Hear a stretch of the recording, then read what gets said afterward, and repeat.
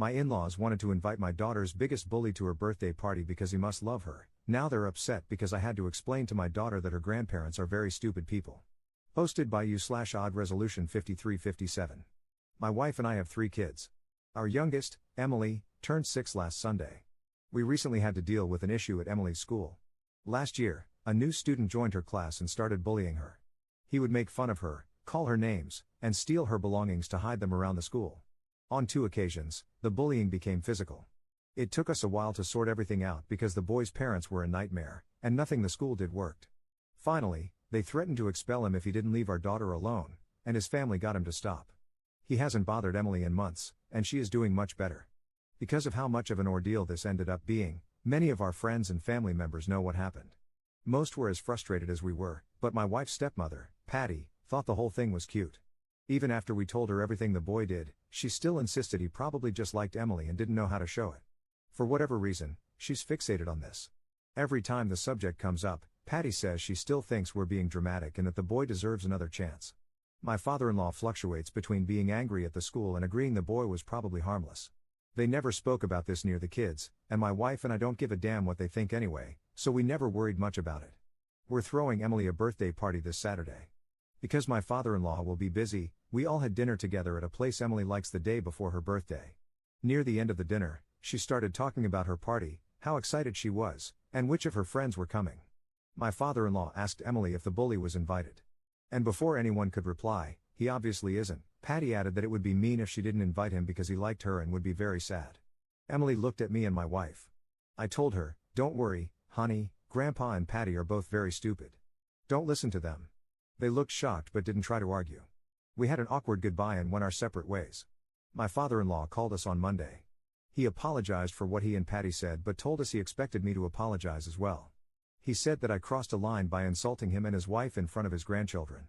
My wife and I have been on the same page throughout all this. But yesterday, she told me she was starting to wonder whether it wouldn't have been better to deal with this privately, especially since we don't like insulting people in front of the kids. Am I the jerk for telling my daughter that my in-laws are stupid? Top/relevant comments. Commenter. There was probably no other way to make your mother-in-law shut up, so not the jerk. What I find disturbing is that your mother-in-law prioritizes a bully over her own grandchild. Since when is bullying a sign of affection? If it walks like a duck, talks like a duck, chances are it is a duck. Seen in a wider context, your mother-in-law enables and makes excuses for the kind of toxic behavior that men display towards women on a daily basis. Instead of protecting her grandchild, she exposes her to a bully. That's seriously insane. Ops response. Back when we were having to deal with the boy's parents, one of the excuses they used, referring to the name-calling, was that all boys behave like that around girls. I think about that a lot. Both because I know it's not true, neither of my sons are like that, nor did I act like that when I was a child, and because of how disheartening it is that people could enable that. Commenter 2. I wouldn't apologize, they were out of line. You have to take bullying seriously, kids are harming themselves just from being bullied. And they really need to stop with "he likes her and meant no harm." Nothing is cute about being bullied and harassed. Ops response. Patty's whole attitude about this has been infuriating. We've barely spoken about this boy in months, but she feels the need to bring him up every single time. Op adds an edit to his post. I've brought this up in the comments, but I want to offer more context on what the bully did. It was mostly verbal. He created a few nicknames that kind of, not really, sounded like Emily's real name and our last name. She once got brown paint on her clothes during art class, and he started calling her pig. He laughed whenever she spoke in class. The teacher would always shut him down, but Emily is already a shy kid, and that didn't help. They have weekly toy days at school, and Emily stopped bringing her toys because the boy kept stealing them or threatening to break them. He'd also take her stuff, backpack, school materials, and personal items, and hide them. We managed to get all those things back, and the closest he got to damaging something she owned was a small rip in one of her stuffed animals that my wife was able to fix. And as I mentioned, the bullying got physical twice. On the first occasion, he pushed her off a swing set. She scraped her knees but wasn't hurt otherwise. The school reprimanded him, but it didn't do much. A few weeks after that, he put gum in her hair during lunch. A teacher witnessed it and said that he grabbed her head violently to do so. That got him suspended, and the school threatened to expel him not long after. I don't think there's much I can say about this boy, except that he has very obvious behavioral issues that his parents refuse to manage properly. Update 6 days later. I'm very grateful for the advice and support you gave me on my first post. To get it out of the way, Emily's birthday party went off without a hitch, and she had a great time with her friends. It's always bittersweet watching our little girl grow up so fast, but my wife and I enjoyed ourselves as well. We talked more about what happened over the last few days.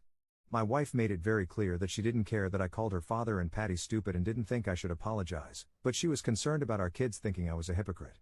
We always aim to teach them to be kind and avoid insulting others, and it doesn't feel fair to hold them to standards we don't hold ourselves to. So Friday night, we sat the kids down and discussed what I'd said. We explained that I was upset at what my in-laws had done and was trying to protect Emily, but that what I said was still not nice and they shouldn't repeat it. I apologized for the language I used. Besides that, my wife and I also talked about how we deal with her father and Patty. I told her I wanted them to apologize to Emily, and I wouldn't say a word to them until they did. She agreed with me. After the party, she texted her father the following, this is a translation. The party went well. About what happened at Emily's birthday dinner, Op will not apologize. Patty has no right to tell our daughter how she should feel about the boy who made her life hell for months, and neither do you. I'll call you tomorrow and you'll apologize to your granddaughter. If your wife wants to continue being a part of the children's lives, she will too. And if she mentions that boy again, I'll have to seriously rethink the role we're letting her have here. This isn't up for discussion. She showed me the text before sending it, but I agreed with pretty much everything. They had a short fight about it, but he agreed in the end. I offered to apologize to keep the peace, and my wife told me not to. Both my father-in-law and Patty finally apologized to Emily on Sunday. We're not confident about Patty, but my father-in-law seems sincere. Either way, we've decided to loosen our ties with my wife's stepmother for a while. We're still working everything out, but we'll see her less until at least my eldest son's birthday, October. I have no doubts my father-in-law loves my children, but he's a very strange guy. He was overprotective of his daughters throughout their youth, but frequently tells us we're dramatic when it comes to our kids. And I never had any strong feelings about Patty, but her treatment of Emily's situation has soured my image of her. On a side note, the bully found out about the party. His mother found my wife on Instagram and messaged her to complain that he wasn't invited. My wife reminded her of the day the school threatened to kick her son out. No reply as of today. I didn't know what to expect when I posted here, but I was glad to see that even those who thought I was in the wrong agreed that Emily and her well-being came first. At the end of the day, that's all I really care about. This will be my only update. Thanks, everyone. Top/relevant comments. Commenter. Glad everything worked out. As for the bully not being invited to the party but finding out, FAFO. Maybe if his parents didn't raise him to be mean to other kids, it wouldn't be an issue. Op's response. His parents enabled and found excuses for everything he did up until the consequences got too severe. The one time my daughter physically defended herself and the few times my sons yelled at him to defend her were upsetting to them. They disapproved of everything the school did to protect Emily, including moving their son to a different class. Commenter 2. I'm glad you taught your daughter that abusive peers don't like her. That kind of thinking is insane. I'm 60 and I hated hearing it when I was young. Op's response. Both my wife and I hate it too. It was especially infuriating when we were having to deal with the bully and his parents and Patty started trying to convince us that the boy had a crush on Emily. Hearing that the kid who was tormenting my daughter on an almost daily basis was just a cute little boy who didn't know how to deal with being in love was maddening. Commenter 3. Why the heck would that kid's parents care about your daughter having a birthday party? My God, they're deranged. Op's response. They didn't actually parent their child until the school threatened to expel him. Their reaction does not surprise me. My wife showed me the mother's text. She essentially said it wasn't fair to exclude her son and gave some of the same excuses for his behavior she had given during our meetings at the school.